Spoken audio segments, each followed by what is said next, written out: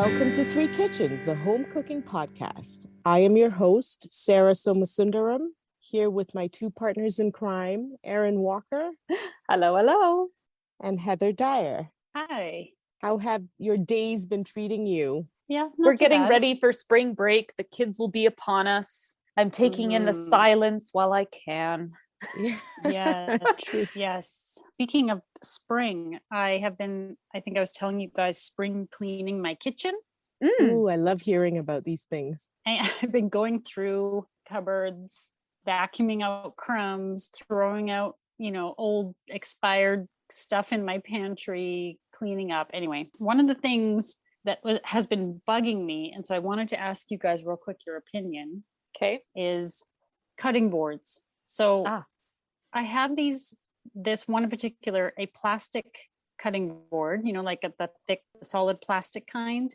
Okay. Mm-hmm. And it's starting to, I like it because I can toss it in the dishwasher and it's like indestructible. Right. Mm-hmm. So no matter what I cut, if I cut meat or whatever, I feel like it gets cleaned in the dishwasher. But I don't know if it got like kind of warped a little bit over time, because now it doesn't sit super flat and I feel like it needs to be replaced. I've had it forever, but do I replace it with another plastic one, or should I actually prefer a wood one. I just don't think it's as easy to clean.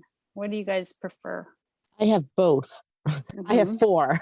And I have 4, and they're all wood. Actually, I think they're all bamboo. I have a wood one as well, but it's smaller and I don't typically grab it. Like I usually, because I find like it's maybe it's different to clean it.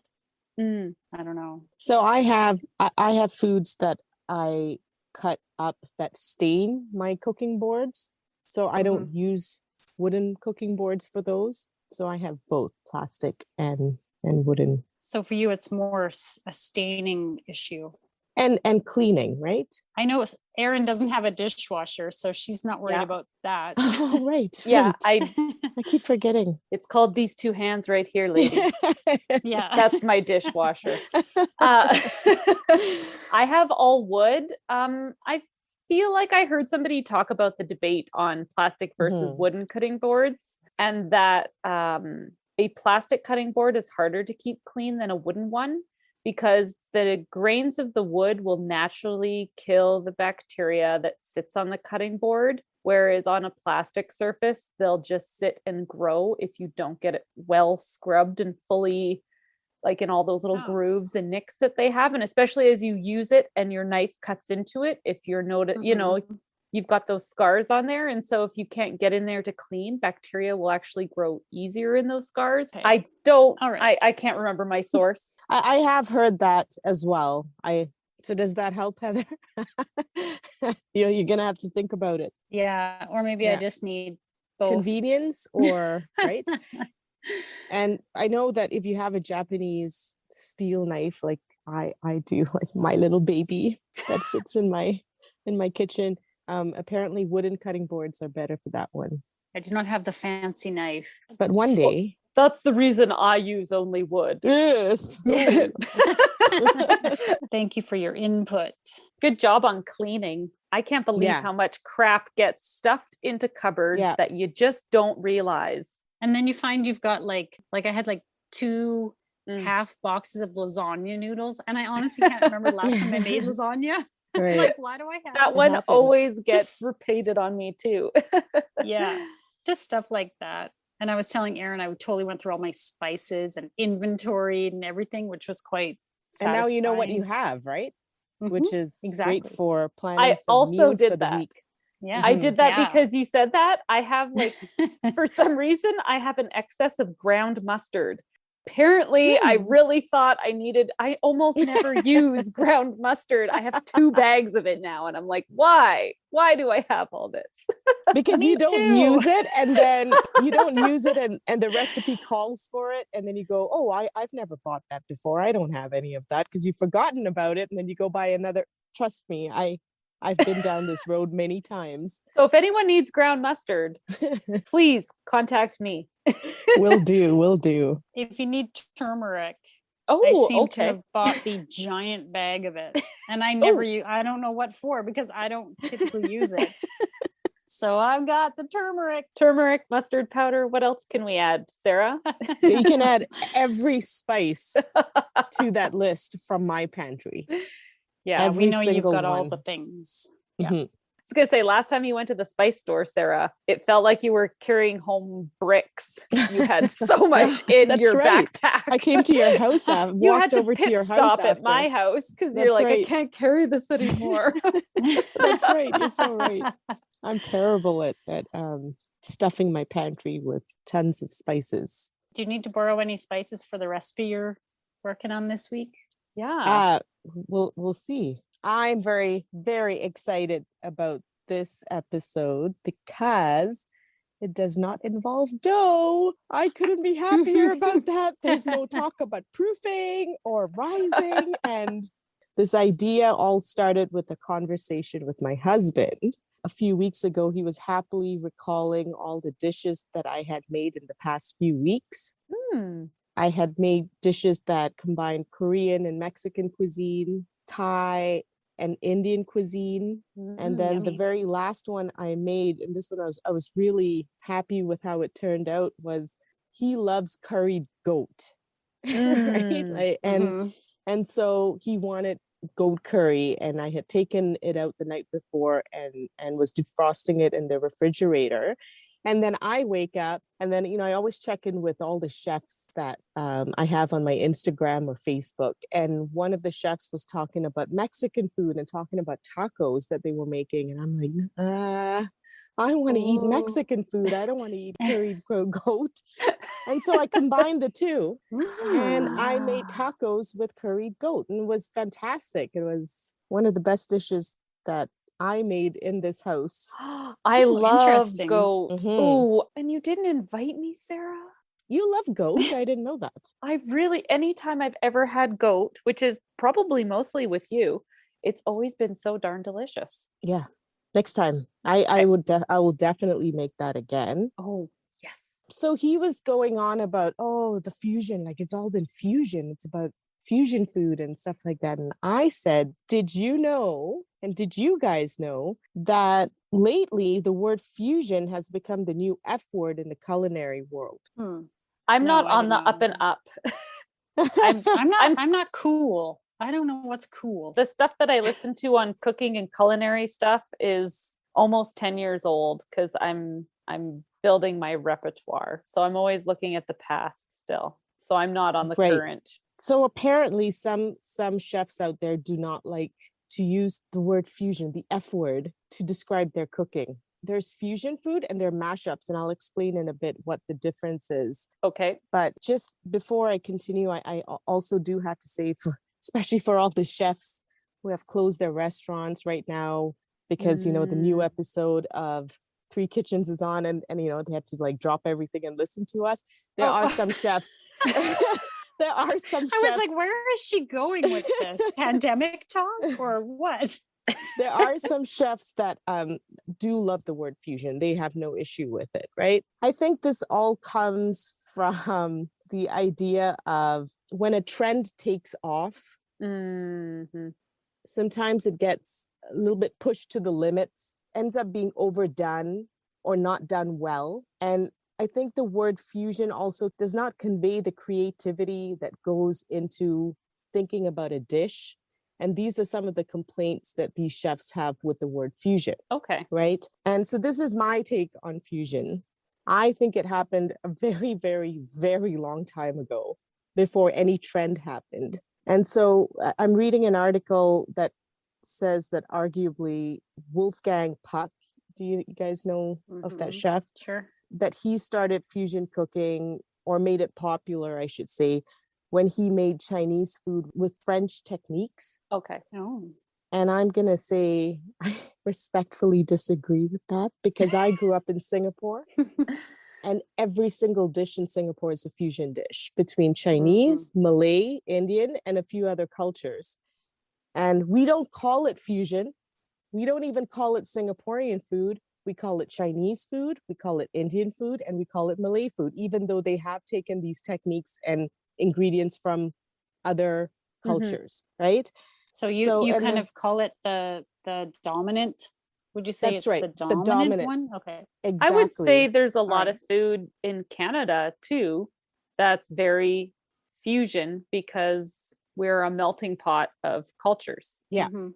exactly. So I would say almost I all the love it. food Yeah. we eat is pretty fusion-y. I would say so. Yeah. And that's the thing about Singapore is it's another multicultural society, right? So you see a lot of that happening in societies like that.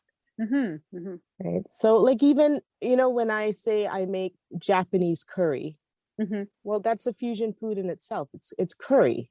It comes Mhm. from Yeah.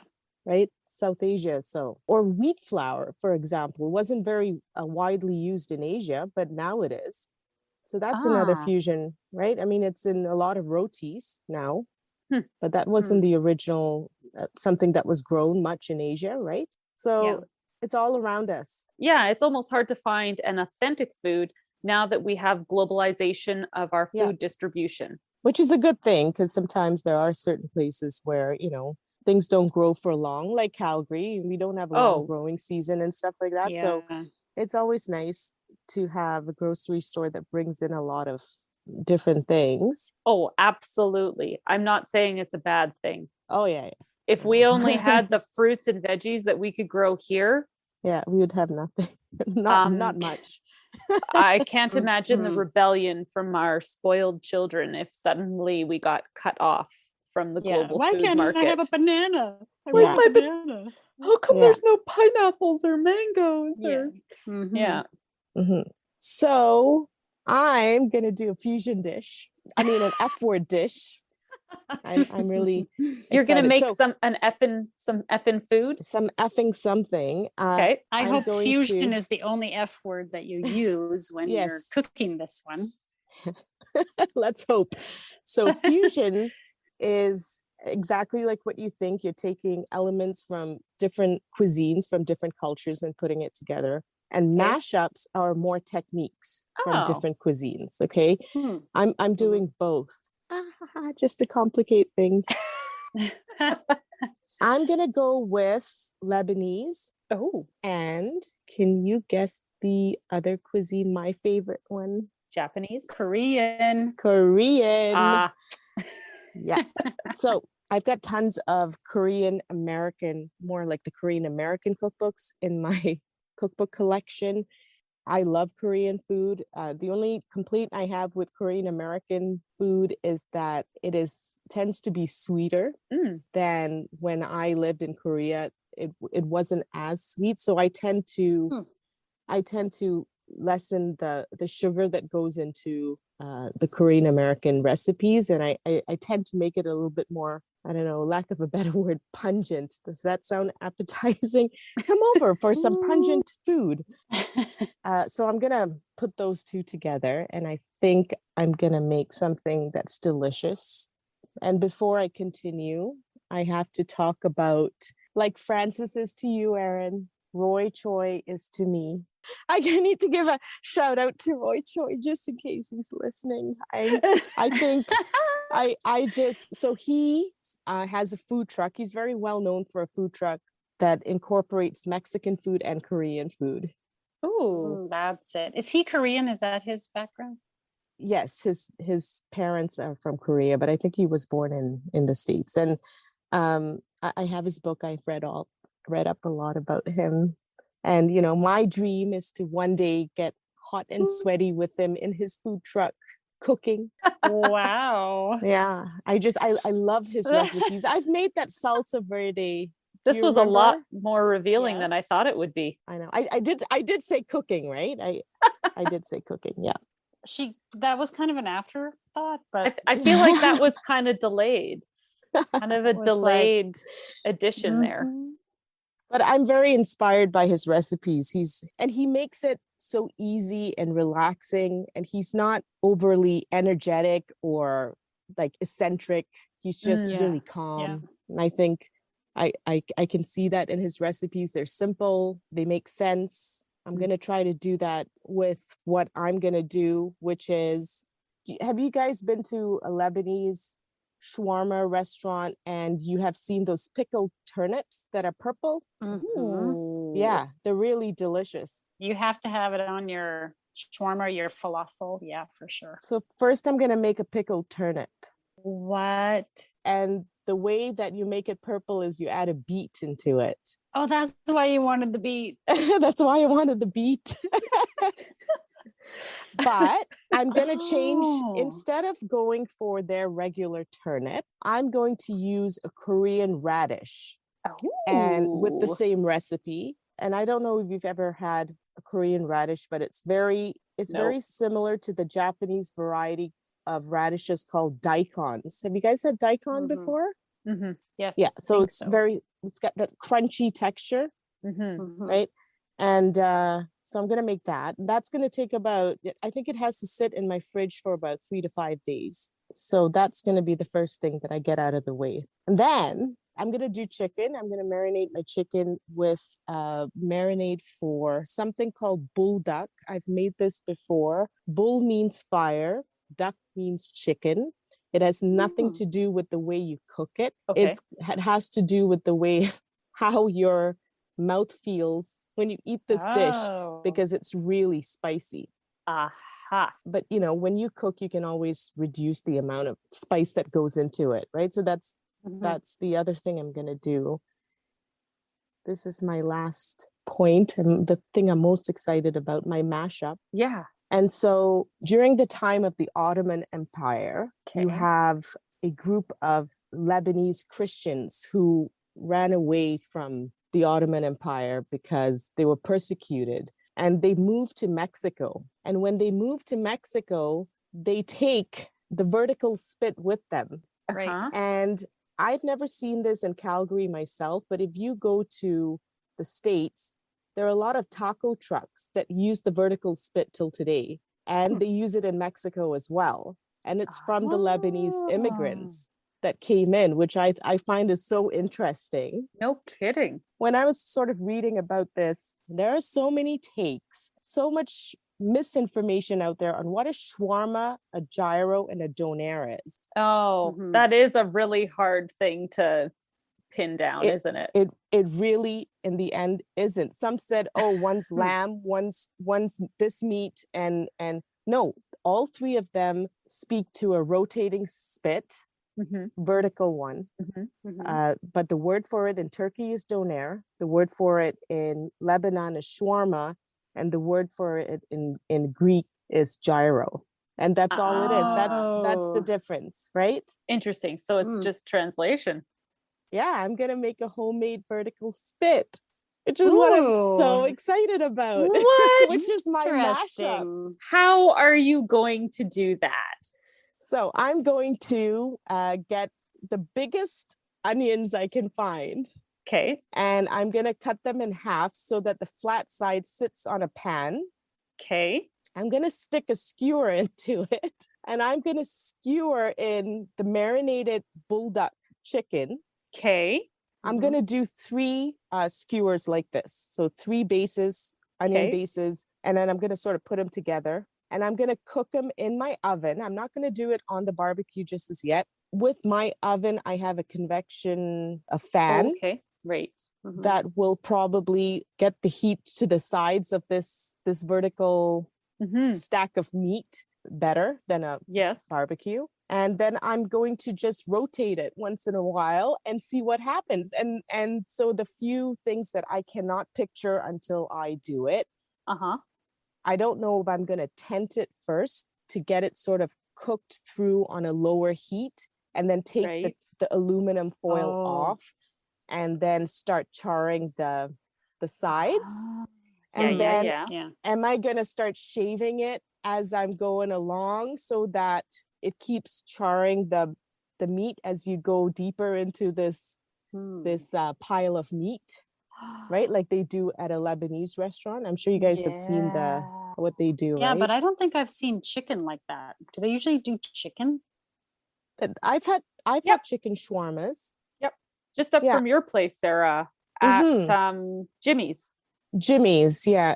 But I was trying to picture, like, is it a full chicken, or like what cut of chicken, or how is it? Right. So all these rotating spits, I guess, are just piles of meat that you just pile on each other, right? Yeah, Mhm. somehow I can picture it for the other, like for lamb or for For beef, lamb, but yeah. somehow the chicken, maybe I've never paid attention to the chicken one. If you took a chicken thigh, took a bone out, and That's Just exactly what I'm stack going them. to do. Okay. I'm stacking them up. I am going to use chicken thighs because I don't want it to dry out. And, you Yeah. know, I don't like chicken breast. I actually don't like that cut of meat. And so, yeah, I'm really excited. This is exactly what I'm going to be doing over spring break. this sounds so cool. So cool. Yeah. So cool, right? I'm so excited by this.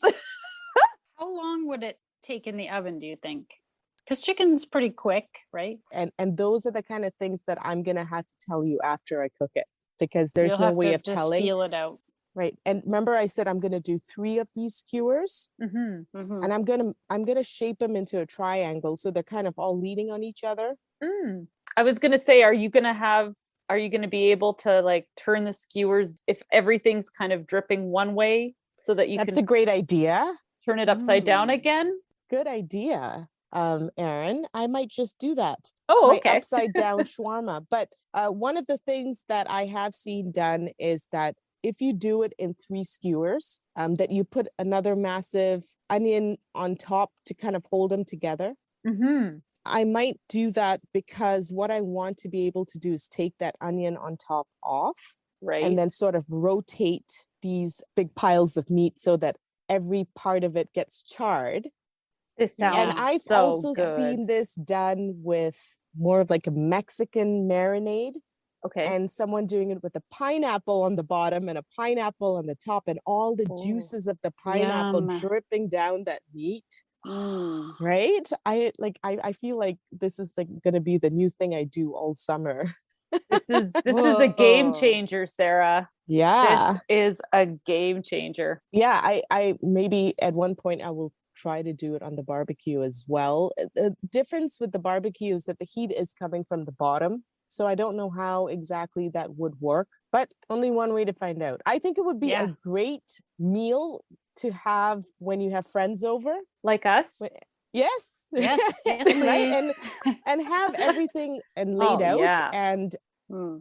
and then just keep shaving down some meat and putting it on a platter in the middle of the table, and everyone helping themselves to it and making wraps, Mm. which is what I'm going to be Yeah. doing. I'm going to be making all of these into wraps. I don't know Korean food to have much dairy in it, except for maybe cheese, which is like a new thing that they do. Like it's not a traditional ingredient. But I was looking at one of my Korean cookbooks, and it talks about a yogurt, Korean, like a yogurt sauce that they made that had a lot of Korean ingredients in it. Oh. And so I might try that, and I might just sort of taste it and see how it goes with this chicken. It sounds like you're going to have a lot of F words. Yes, a lot of F words, but good F words, like F words I'm excited Yeah. about. No kidding. I don't think that this is going to overwhelm me in any way because I love playing with spices. This is Mhm. my jam. It's not Yeah. dough. Right? So I'm really excited about this. I'm just also a little bit nervous that I just don't want my spit to fall. Mm. I Yeah. hope it stays That's up. what I'd be so- nervous about too. Mhm. But then I can always use Mhm. twine or something, right? That Just talk to MacGyver. yeah, MacGyver. I'll come up with some solutions. Call me. Yeah, I could actually go and buy a metal base with like they have things like that you Yeah. can buy to do, but I don't want to do that. I want to make it with what I have. I love that. And then if you Yeah. if you totally like this, then go out and buy those bases with the stick. Yeah. Yeah. And who said your tower needs to be super tall? Because if you're making 3, Exactly. you can make them a more controlled size so that That's right. they're not top heavy because Yeah. they're not too tall and they just kind of sit there and Yeah. get all delicious. Oh my God. Yeah, I am so excited. And so This is Heather, great. I do have to borrow some metal skewers from your kitchen for this one. So Yes. You'll have to test it out because they're quite long. They're meant for the barbecue. Right. So how it fits in your oven, I don't know. That'll be for you to figure out. You can Yes. take them and test them out. you bet. So that's what I'm gonna do. So This is going to be a fun one. Yeah. Oh, this is going to be really I hope exciting. a really, really delicious one because I'm hoping there's gonna be a lot of meat to share Yay. with you guys. So please? Yes. Fantastic. Well, go have fun cooking, Sarah. Thank you. I will. And join us back in a bit to find out how delicious this is going to be.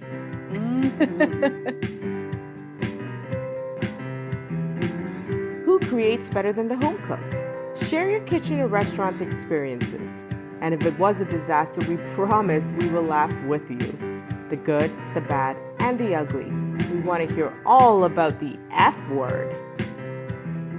Well, welcome back, everybody. We are discussing highly anticipated, at least on mine and Erin's part, how this F word, this fusion dish turned out. The F word spit. Sounds weird. Well, that's right. what I made, I'm like, right? spit. What are you talking about? Oh, yeah.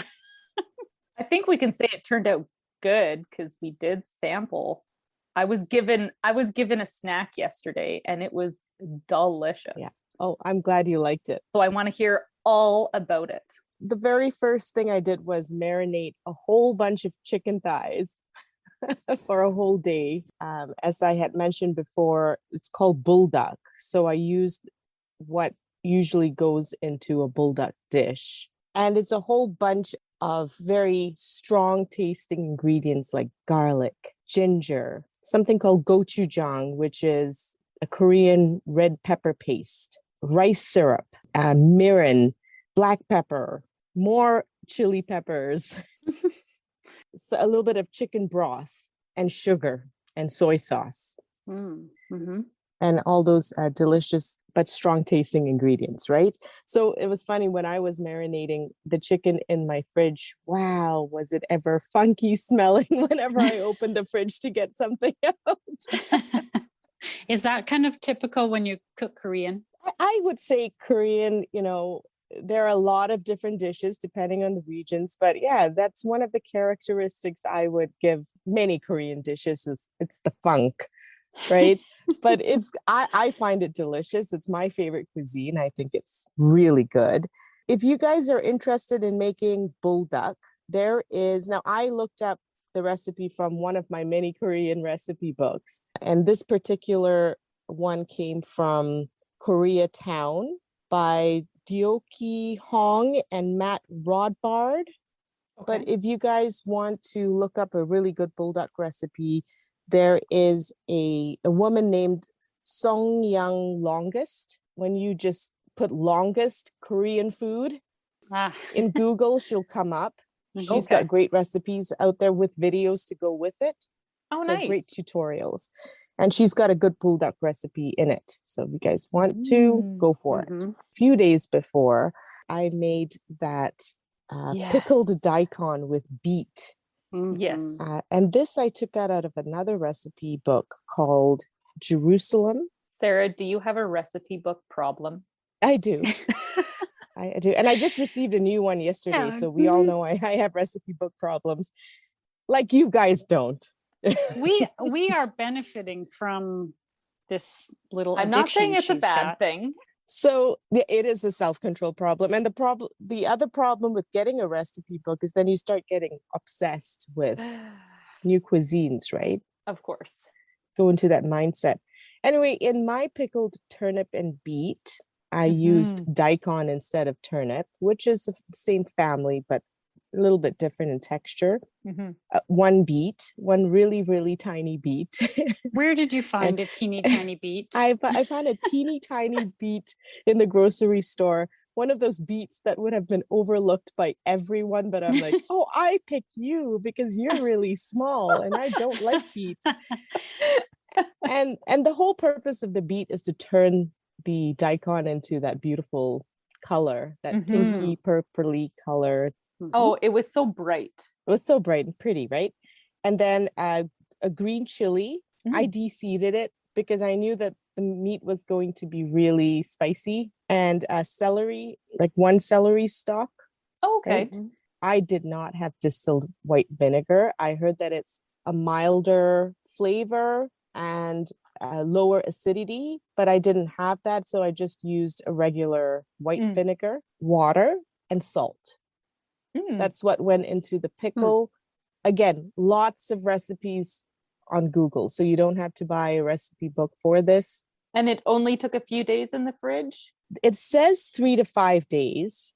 I say the longer the better, right? With any pickle, right? You can actually go up to 1 month with these pickles.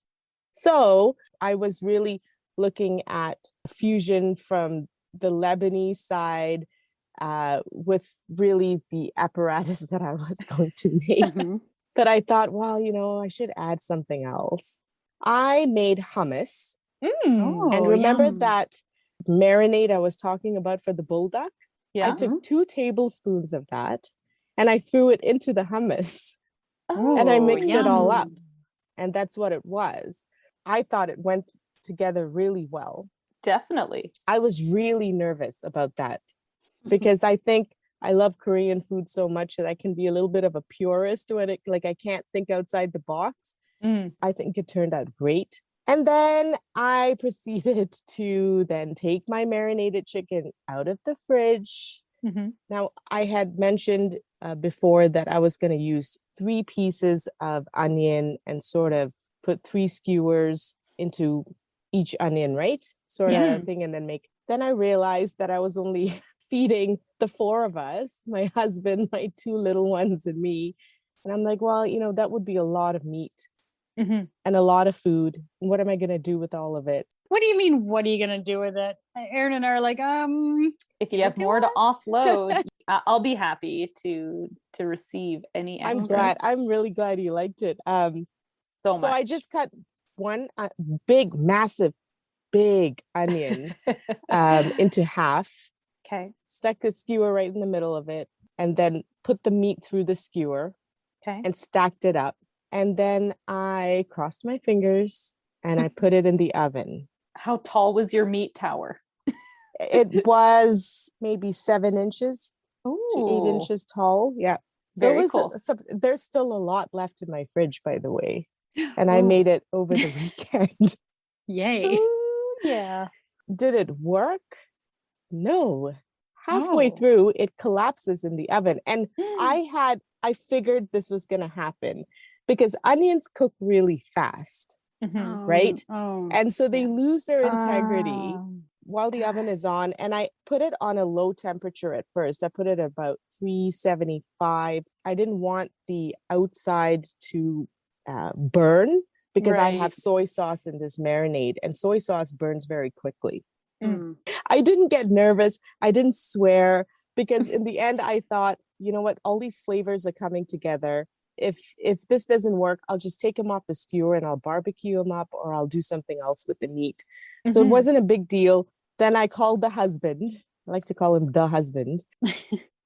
And he started doing that whole like, oh, I've been camping all my life. I'm going to tent it with 3 skewers, and sort of poked skewers through this big shawarma of meat and sort of tried to make a tripod. Gotcha. To kind of balance out. He's trying to prop it up. Did the husband succeed? For about 5 minutes. Oh. The thing with this is, you have to understand, on a baking pan. And baking pans, they tend to shift. They tend to warp a little in the heat. So this wasn't working. And I'm like, well, how am I going to do this? Am I going to give up, or am I going to continue on? So I opened my pantry and I'm like looking at all the vegetables I have. And I bought a really big butternut squash that I sacrificed. So I cut it in half. I took the meat out of the oven. I transferred everything. I replaced the onion base with the butternut squash base. Okay. And then I raised the heat to about 415 degrees Fahrenheit. And I cooked the chicken for the rest of the time, and it held its integrity. Oh, nice. So it worked. Would it be something I do a lot? No, but was it fun? It really was. I think it would have been more fun if I had more people to share it with. It was kind of a lot of meat for just the 4 of us. Do you know what I mean? And sort of a lot of, it's just a silly little thing to do. And would I do it again? I'm not so sure. I think if you really did like doing things like that, just go buy a vertical rotisserie. Oh, and another thing I have to say is what I liked about the way this cooked, though, was that the inside was all really juicy and the outside was a little charred. And that's yum. what you see in a shawarma, right? Yeah. And I really enjoyed that. Cool. And I think that if it were red meat, you would enjoy that even more because you would almost want to shave it off and then continue to cook it in the oven. But because this was chicken and chicken cooks fast, I didn't have to do that. So I had two textures going there, which was really nice. Yeah. Right. You have one for your barbecue? A vertical one? No, well, I was just thinking like the regular horizontal one, maybe because it's turning, maybe that would have similar result on the barbecue. Similar results, absolutely. And the thing with the horizontal spit with this sort of shawarma stuff is what I heard is that the meat tends to fall off. Do you think it's because it's moving? Because I think as it cooks, it becomes more tender and then it just falls off the spit. Okay. And that's why they use more of a vertical one than a horizontal one.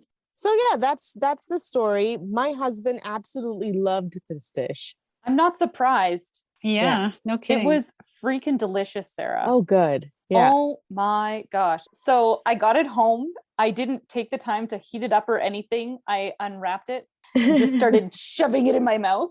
Was it the full spiciness that would you call that a super spicy bulldog, or did you calm it down? Was going to be one of my questions. I calmed it down a lot. Okay. Bulldog is one of those spicier dishes in Korean cuisine. Like it's to the point where, you're crying. Oh, it was not at all like that. No. It didn't make me cry. I wasn't going to do that. Yeah. It was really good. I took a piece of your daikon, your pickled daikon right out so that I could bite it and eat it and get the flavor.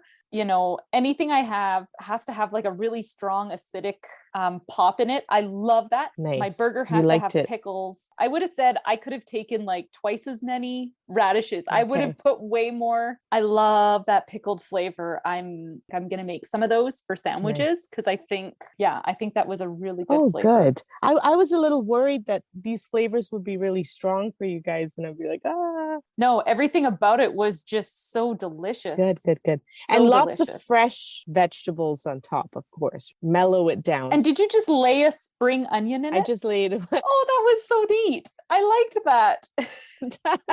I didn't even notice because I ate it so fast. I really probably should have savored it more, but it was so good. And I hadn't had lunch that I was just like, oh my God, I'm going to just eat this up. Did you do the yogurt?